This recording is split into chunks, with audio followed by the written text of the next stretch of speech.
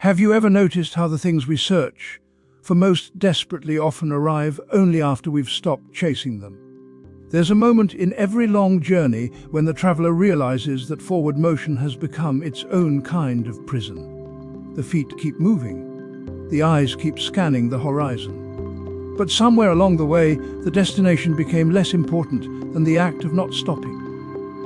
Because stopping might mean admitting that we don't actually know where we're going. The Buddha walked for 6 years after leaving his palace.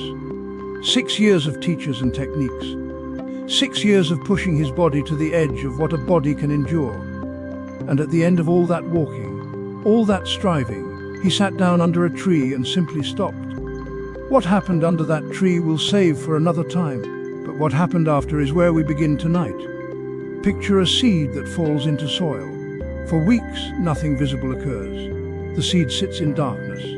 It does not announce itself. It does not send up a flag to declare its presence. But beneath the surface, something is already moving. The shell softens. A root extends downward. Only much later does the first green shoot break through into light. And even then, it emerges quietly, without fanfare, just one more blade of grass among thousands. After his awakening, the Buddha sat for several weeks. He didn't immediately run to share what he'd found. The texts say he questioned whether anyone would understand. Not out of arrogance, but out of a kind of tender recognition of how difficult it is to see clearly when we're caught in our own wanting. Eventually, he stood up. He began to walk. And he walked toward the deer park at Sarnath, where 5 men he'd known during his years of extreme practice were staying. These 5 had been his companions in asceticism. They'd admired his discipline. They'd watched him refuse food until his spine could be felt through his stomach. They'd seen him as someone who was really doing the work, really going all the way. And then one day, he'd accepted a bowl of rice milk from a young woman. He'd eaten, he'd bathed. And they'd left him in disgust, certain he'd given up, certain he'd grown weak. Now he was walking back toward them. Take a breath here. Feel the weight of your body wherever you're sitting or lying. Notice that you too have walked away from things. You too have been walked away from. The Buddha's footsteps on that road are not so different from the invisible paths we all trace through our days, moving toward and away from people, moving toward and away from versions of ourselves we thought we needed to become. When the 5 ascetics saw him approaching from a distance, they made a pact. They agreed not to rise for him, not to show him respect. He was a backslider, a quitter. They would acknowledge him politely, perhaps, but nothing more. But as he came closer, something shifted. The texts say they couldn't maintain their resolution. One by one, they stood. They offered him a seat. They brought water for his feet, not because he demanded it, not because he'd rehearsed some impressive speech, but because something in his presence had changed in a way that bodies recognize before minds can explain, like that seed breaking through soil, quiet, inevitable, already complete before it's even noticed. He sat down with them in the deer park. Evening was coming. The light was probably golden the way it gets in late afternoon, when everything softens and even dust looks sacred, and he began to speak. What he offered them that evening wasn't a philosophy to debate. It wasn't a set of beliefs to adopt. It was more like a map of territory they were already standing in, a description of the actual texture of human experience that was so precise, so clear, that it allowed them to see what had been present all along. He started with the most obvious thing, the thing we all know but spend enormous energy trying not to know. Your breath is moving right now, in and out, without your permission, without your control. The body you're inhabiting is doing what bodies do, which is exist for a while in this particular form, subject to all the conditions that make form possible. Comfort and discomfort, ease and tension, clarity and confusion. The Buddha's first teaching didn't begin with cosmic truths. It began with this, with the simple, undeniable fact that something about being alive involves struggle, and that we have options in how we meet that struggle. The 5 ascetics listened. The deer moved quietly in the background, unbothered, and something ancient began to turn, like a wheel set in motion.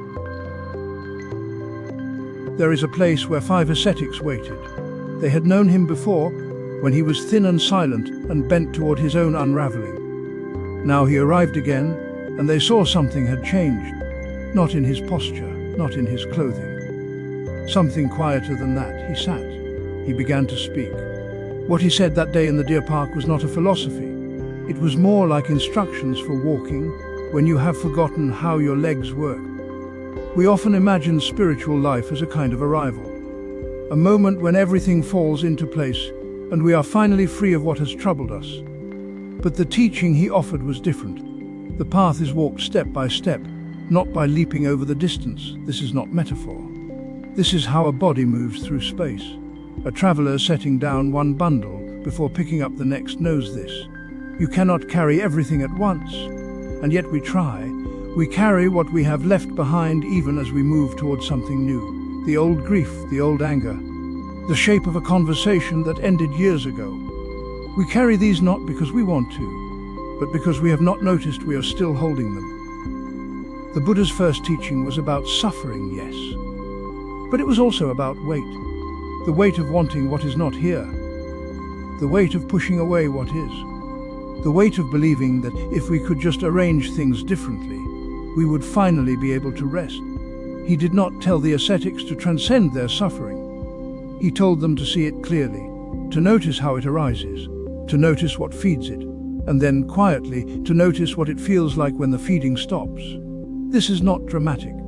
A traveler setting down one bundle before picking up the next does not announce it. There is just the small shift of weight from shoulder to ground, the brief lightness, the breath that comes easier. You are carrying something right now. Maybe it is small, a tension in your jaw. A thought about something you said earlier today that you wish you had said differently. Maybe it is large. A story about who you are supposed to be. A fear that has been with you so long it feels like part of your skeleton. The practice is not to fix it. The practice is to notice it, to feel the weight of it, to see that you are holding it, and that holding is something you are doing, not something that is happening to you. This noticing is the first step. Not the only step, but the first. The path is walked step by step. You do not need to see the whole road. You do not need to know where it ends. You only need to feel your foot on the ground, and then the next foot, and then the first again. In the deer park, the Buddha spoke of the middle way. Not the extreme of indulgence, not the extreme of self-denial, just the path that can actually be walked. This is not a compromise. This is a recognition that you are a body, and bodies move through time, and time does not skip ahead to the good part. Notice one thing you are carrying today that you could set down, even briefly. Not forever, not as a grand gesture of release. Just for now. Just to feel what it is like to stand without that particular weight pressing into your shoulder. Maybe it is the need to be right about something. Maybe it is the fear that you are not doing enough. Maybe it is the small clench in your chest that comes when you think about tomorrow. Set it down. Not by pushing it away. By letting your hand open. By noticing that you are gripping. And that gripping is a choice you are making in each moment. And that you can choose differently. The teaching is simple. The path is not simple, but the teaching is suffering arises. It has a cause. It can cease. There is a way forward. The way forward is not somewhere else. It is here, in the noticing. In the small act of setting down what you do not need to carry right now. In the breath that follows. The 5 ascetics listened. One of them understood. Not all at once. Not in a flash of light. He understood the way you understand that you have been clenching your fist, and now your hand is open, and the air touches your palm. This is arrival, not the end of the path. Just the feeling of being exactly where you are, without needing to know what comes next. The Buddha walked back to the place where his 5 companions were staying. They had practiced with him once. They had left him when he changed his path. Now he was returning, and they saw him from a distance. One of them said, "Let us not rise to greet him. He has given up the struggle." But as he came closer, something in them shifted. They stood without deciding to stand. They brought him water and a seat. Later, they would not quite remember why. This is what happens when a river changes its course. You return to the bank where you once sat with someone, and the water is no longer there. The stones are dry. Grass grows in the old channel. You stand together looking at what was and what is, and neither of you speaks right away. The 5 companions called him by his family name. He said, "That is not how to address one who has found what he was seeking." They hesitated. They had known him as someone who pushed his body to the edge of collapse. They had known him as someone who ate 1 grain of rice. They had known him as someone whose ribs showed through his skin like the rafters of an abandoned house. Now he looked steady. His eyes were clear. He was not the person they had left. Recognition is not about remembering who someone was. It is about seeing what is present now. The mind wants to hold the old image. The mind says, "This is the person I knew." But the person you knew is not standing in front of you. A new constellation of causes and conditions is standing in front of you. The name is the same, the body is similar, but the contents have shifted. You can sit with someone you have known for years and notice this. Not as a thought exercise, as a real perception. Sit across from them without speaking. Let your eyes rest on their face. Notice the lines that were not there before. Notice the way they hold their shoulders now. Notice the quality of their breathing. Do not name what you see. Do not build a story about what it means. Just notice that change has occurred. The person is not frozen in the past. They are arriving in this moment as a new arrangement of everything that has touched them since you last looked closely. The Buddha began to teach his old companions that evening in the deer park. He spoke about suffering and its cause. He spoke about the path that leads to the end of suffering. But before any of that, there was this moment of seeing each other freshly. They had expected him to be one way. He arrived another way. The gap between expectation and reality is where recognition actually happens. When the river changes course, you do not insist that the water return to the old channel. You see where the water is now. You see what the land has become. The dry stones of the old riverbed are also real. The new path cutting through different soil is also real. Both are true, and neither is permanent. The 5 companions listened through the night. Kondaga understood first. The Buddha said, "Kondala knows." Kondala knows. What did he know? He knew that everything he had thought about his old companion was a memory, not a present fact. He knew that he himself was not who he had been when they parted. He knew that clinging to the old images of each other would make it impossible to hear what was being offered now. You can practice this with anyone. Sit with them in silence. It does not need to be formal.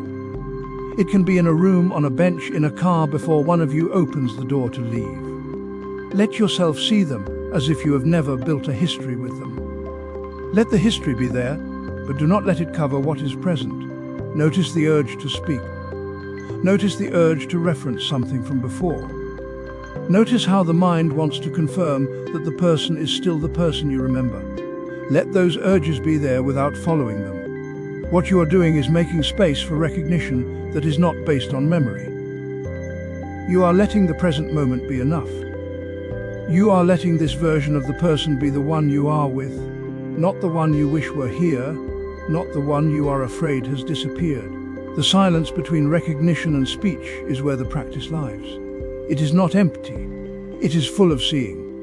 When you let that silence complete itself, something settles. You are not grasping. You are not resisting. You are here with what is. There is a place in the body where effort stops being useful. You may have felt it already this morning. The jaw tightens when you check your messages. The shoulders rise when you think about what comes next. You are leaning into the day before it has even asked you to move. The Buddha spoke of this in his first teaching. Standing in the deer park with 5 companions who had practiced austerity until their bodies were thin and their minds were sharp with hunger. They had pushed themselves to the edge of collapse, believing that suffering would crack them open. When the Buddha arrived, no longer starving himself, they thought he had given up. But he had found something else. He said that a lute string pulled too tight will snap. A string left too loose will not sound at all. The music lives in the place between. Most of us do not know where that place is. We tighten the string because we believe that more pressure will bring the result we want. We study harder, work longer, hold our posture more rigidly in meditation. We think that if we just apply ourselves with enough force, clarity will arrive. But the string does not care about our determination. It only responds to what is true. Then we swing the other way. The effort collapses. We let go entirely, not because we have found ease, but because we are exhausted. The string goes slack. Nothing resonates. We call this rest, but it is not rest. It is the aftermath of strain. The middle way is not a compromise between these two. It is not half effort and half laziness. It is a different quality entirely. When you tune a string instrument by feel, you do not measure tension in units. You listen. You turn the peg slowly and pluck the string, and the sound tells you whether to continue or stop. The feedback is immediate. The body knows before the mind decides. You can bring this same quality into anything you do today. Choose one activity. It does not need to be meditation or something spiritual. It could be washing dishes, typing an email, walking to the door. As you do it, notice where you are straining. Straining feels like holding your breath even when you do not need to. It feels like gripping harder than the task requires. You might notice your face tightening, or your thoughts speeding up, or a subtle sense that you are pushing against something invisible. When you find that place, soften, not by stopping, not by letting go of the task, just by releasing the extra layer of force. Let the breath return. Let the grip ease by the smallest degree. You are still doing the thing. You are simply no longer doing it with your whole body clenched. This is not about getting it right. The string will go out of tune again. You will tighten without noticing. That is part of the process. A musician does not tune once and walk away. They return to the pegs throughout the performance, making small adjustments as the wood shifts and the air changes. You are doing the same thing. You are learning to feel the difference between attention and tension. Attention is light. It can stay with something for a long time without exhausting itself. Tension is heavy. It burns through energy quickly and leaves you depleted. They can look identical from the outside. Two people sitting in meditation may appear the same, but one is holding their spine like a rod, and the other is allowing their spine to lengthen without force. The difference is only visible from within. You might notice this difference first in your hands. When you hold a pen, a cup, a phone, check the grip. Most of us hold objects as if they might try to escape. The fingers press harder than necessary. The wrist locks. When you soften the grip, the object does not fall.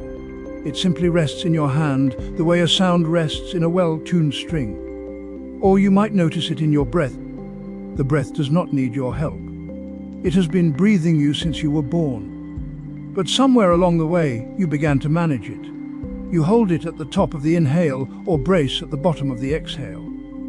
When you stop managing, the breath moves on its own. It finds a rhythm that your effort could never design. The practice is simple, but it asks you to feel something subtle. It asks you to notice the moment when effort tips into strain and to soften before the string snaps. You will miss that moment many times. You will find yourself already tight, already pushing, already past the point of ease. That is not failure. That is the information you need. Now you know what too tight feels like in your body. Now you can turn the peg the other way.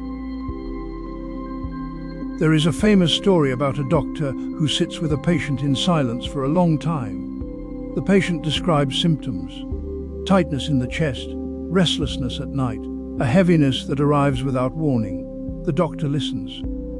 Then the doctor speaks a single word, naming what the patient has been feeling all along. The relief comes not from the cure, but from the naming itself. Someone has seen it clearly. The Buddha's first teaching after his awakening was like this. He sat with 5 companions in a deer park and spoke about suffering. Not as a philosophy, not as a distant concept, as something already present, already felt, but not yet named with precision. He said there is suffering. He said there is a source. He said there is an end. He said there is a way. 4 statements. Not complex, not hidden. But most of us spend years looking past them, believing the answer must be more elaborate, more distant, requiring more effort to find. We feel the tightness. We know the restlessness.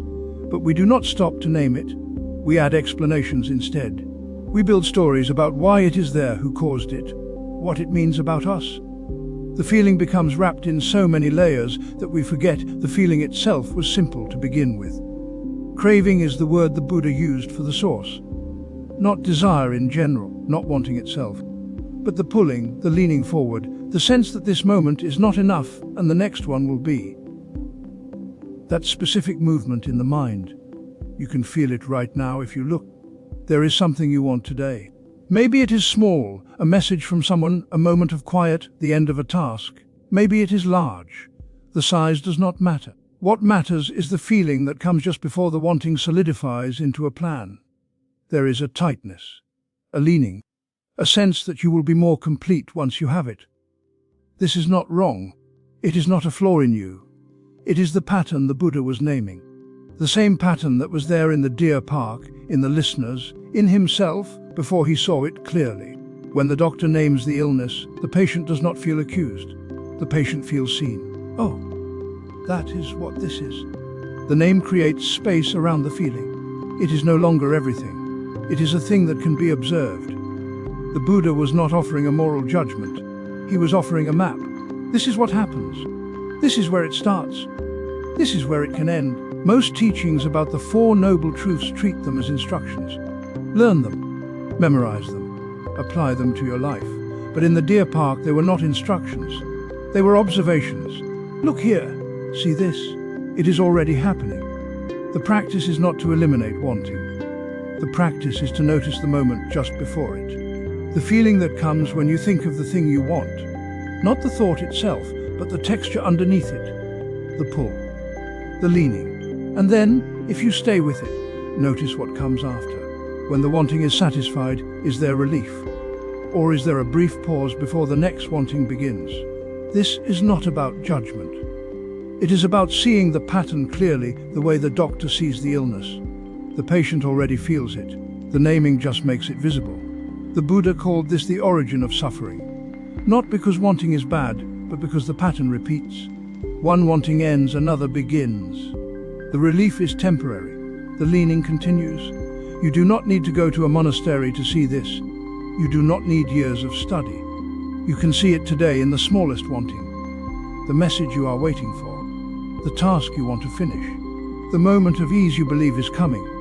Notice the feeling before the wanting becomes a plan. Just that. The tightness. The sense of incompleteness. Let it be named, even silently, even just to yourself. This is what the Buddha was pointing to, not as a distant truth, but as something immediate, something felt. The relief comes not from stopping the wanting, but from seeing it clearly, from recognizing the pattern that has been running all along. When the doctor names the illness, the patient exhales. Not because the illness is gone, but because it has been seen. It is no longer mysterious. It is no longer everything. The Four Noble Truths are like this. They are not instructions to follow later. They are recognition happening now. The suffering you feel is real. The source is visible. The end is possible. The way is clear, not because someone told you, because you see it yourself. In the deer park, after the Buddha's awakening, he spoke to 5 companions who had once practiced with him. What he offered them was not a map with a finish line. It was a wheel, 8 spokes, each one necessary, each one holding the others in place. We often treat the path differently. We think of it as a list. First this, then that. Check off right view, move to right intention, work through right speech. As if awakening were a staircase and we climb one step at a time until we reach the top. But a wheel does not work that way. Remove one spoke and the whole structure weakens. The wheel wobbles, it cannot roll forward smoothly. The 8 aspects of the path are not stages. They are supports. They arise together. They depend on each other. Right view is not something you master and leave behind. It is the understanding that shapes how you see. It notices craving. It recognizes impermanence. It softens the grip of self. And that seeing influences intention. Intention shapes what you want to move toward and what you want to release. Intention then guides speech. Speech reflects action. Action shapes livelihood. Livelihood requires effort. Effort depends on mindfulness. Mindfulness steadies concentration, and concentration clarifies view. The wheel turns. Each spoke touches the ground in its time, but all of them are present. all of them matter. When we treat the path as a checklist, something happens. We become rigid. We think we have completed a section and we stop paying attention to it. We believe we have right speech handled, so we stop noticing the edge in our voice when we are tired. We think we understand right livelihood, so we stop questioning whether our work causes harm. We assume right effort is about pushing harder, so we miss the times when effort means letting go. The path is not a progression. It is a living orientation. It adjusts, it responds, it turns. Before you speak today, pause. Just for a breath, notice what is present. Notice if there is irritation, impatience, the need to be right. Notice if there is care, clarity, the wish to connect. This is not about perfection. It is about seeing. Right speech does not mean flawless speech. It means speech that arises from awareness. Speech that has been touched by intention. Speech that has passed through the question, will this cause harm or will this ease? That pause is not separate from the rest of the path. It is the wheel turning. In that moment, mindfulness is present, concentration gathers. View becomes clear. Intention forms, and speech follows. You do not need to have perfected mindfulness before you can practice right speech. You do not need to have mastered concentration before you can notice intention. They support each other. When you pause before speaking, mindfulness strengthens. When mindfulness strengthens, view becomes clearer. When view becomes clearer, intention shifts. When intention shifts, speech changes. This is how the wheel works. You do not build it spoke by spoke. You step into it, you let it carry you. And as it turns, each spoke does its work. Sometimes we forget this. We think we are failing because we have not checked every box. We think we should be further along. We compare where we are to where we think we should be. But the path is not a race. It is a turning, and the turning happens now. Not after you have prepared enough. Not after you have studied enough. Now? The Buddha offered this teaching in a deer park to 5 people who had been searching. They had tried extreme practices. They had tried denial and indulgence. And here was something different, not a demand, not a test, a wheel. Something that moves when all its parts are present. Something that supports itself. You are already on the path. You do not need to find the starting line. You are standing in it. The question is not whether you are ready. The question is whether you can notice what is here, right now, in this breath, in this moment before you speak, in this choice about how to meet the day. The path is not waiting for you to complete it. It is turning.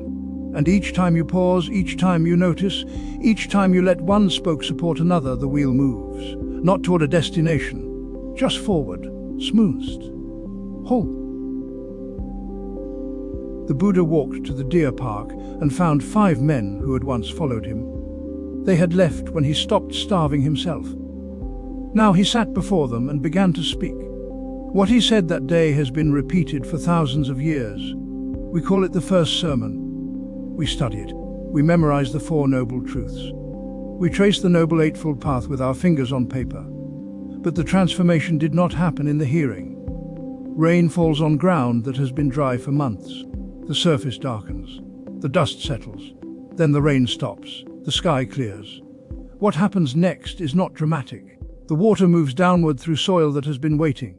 It reaches roots that have grown deep during the drought. This happens slowly. This happens in silence. No one watches. No thunder marks the moment. We think understanding arrives when the words land. We think the 5 monks woke up because the Buddha's explanation was so clear. But clarity is not the same as soaking in. You can hear something true and still be dry an hour later. The words can sit on the surface while you nod and move on to the next thought. The teaching is complete when the words fall away and only the walking remains. After the Buddha spoke, the monks did not applaud. They did not rush to tell others. They sat. They walked. They returned to the breath and the body. The sermon continued in the silence that followed. The truth was not in the sentences. It was in what the sentences pointed toward. And pointing only works if you turn your head and look. You have heard things that rang true. Maybe someone said something about suffering or impermanence, and your chest opened slightly. You felt recognition. Then the conversation moved forward. You nodded. You filed it away. But did you stop? Did you let it settle? Or did you keep walking on dry ground, waiting for the next rain? The water does not soak in while the storm is still raging. It soaks in after. When the noise stops, when there is nothing left to do but let the earth receive what has fallen. This is not passive. The ground is working. The roots are drinking. But from the outside, it looks like nothing is happening. Sit in silence for 5 minutes after hearing something true. Not to think about it. Not to analyze whether you agree. Not to plan how you will apply it. Just sit. Let the words settle the way rain settles into soil. If thoughts come, notice them. If restlessness comes, notice that. But do not fill the silence with your own noise. The teaching needs space to reach the roots. We are so afraid of silence. We think it means we are wasting time. We think transformation should feel active, like building something or solving something. But the deepest changes happen in stillness. The seed does not sprout because you dig it up to check on it. It sprouts because you leave it alone in the dark. The 5 monks stayed in the deer park. They did not leave after the first sermon. They walked. They sat. They ate in silence. The teaching continued in the way they moved through the day. It continued in the space between thoughts. It continued in the moment they noticed clinging and let it loosen. The Buddha's words were rain. The monk's silence was the ground. You do not need a teacher in front of you to practice this. You need only to notice when something lands as true. It might be a sentence in a book. It might be something you overhear. It might be a thought that arises during a walk. When that happens, stop. Do not rush to the next page. Do not keep scrolling. Sit with it. 5 minutes. Let it move from the surface to the roots. This is not about remembering the words. You might forget the exact phrasing. That is fine. What matters is whether the water reached something deep, whether it touched a place that has been waiting. You will know not because you can repeat the teaching, but because something in you walks differently.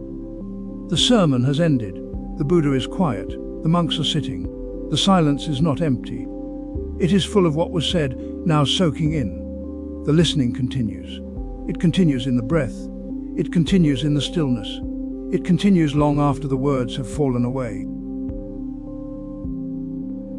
The Buddha sat with 5 companions in that grove, and what passed between them changed nothing about the world and everything about how suffering could be met. The trees remained trees. The deer moved through shadow and light as they always had. But something had been spoken that couldn't be unspoken. He didn't ask them to believe. He asked them to look. To see craving as it moves through the body. To notice how we tighten around pleasure and push away pain.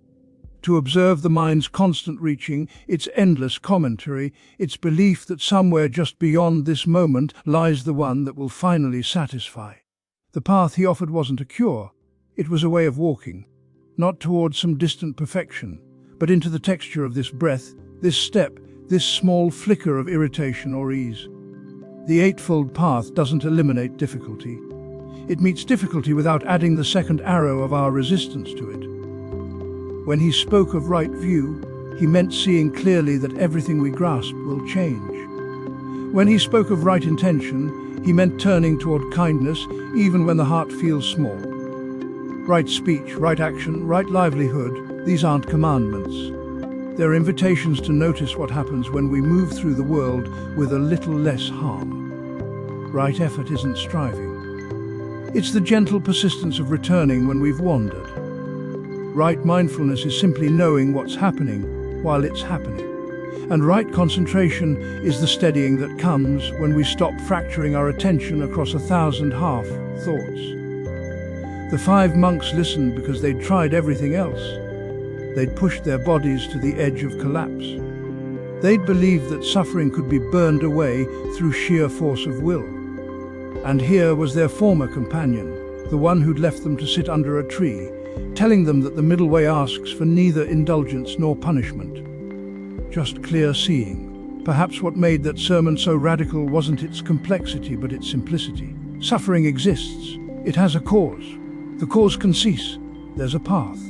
Not a mystery to decode, not a deity to appease, but a set of observations anyone can verify in their own experience. You don't have to go to a deer park.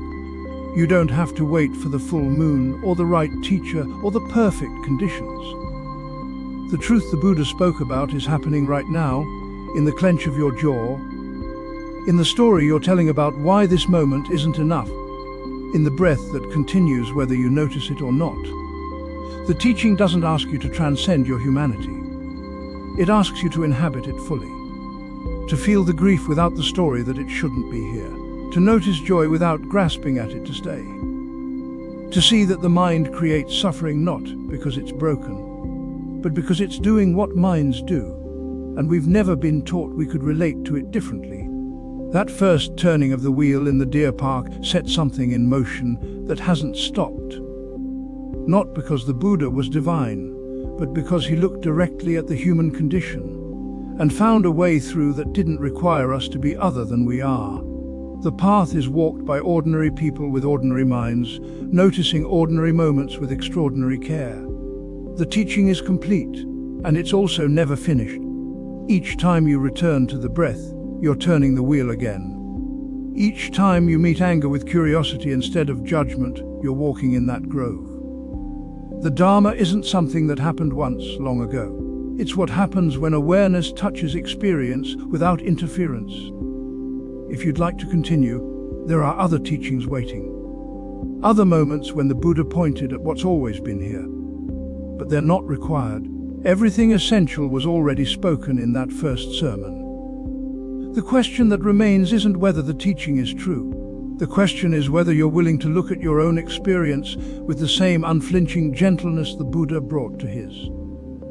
Not tomorrow, not when conditions are better, but in this moment, with its particular flavor of ease or unease, can you meet what's here without needing it to be different?